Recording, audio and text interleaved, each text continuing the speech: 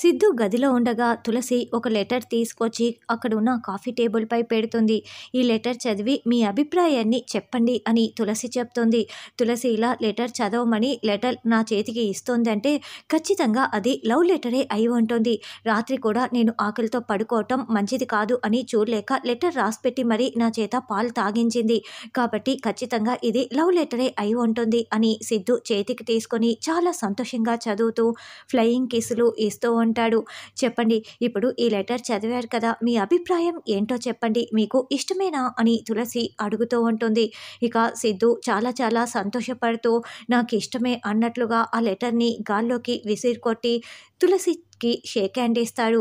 తర్వాత తులసిని అటు ఇటు అలా రౌండ్గా తిప్పేస్తూ తులసికి లిప్ కిస్ పెట్టబోతూ ఉంటాడు.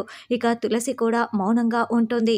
అలా సిద్ధు చాలా సంతోషపడుతూ తులసికి లిప్ కిస్ కూడా పెడుతున్నాడంటే అందులో తులసి ఏం రాసి పెట్టింది?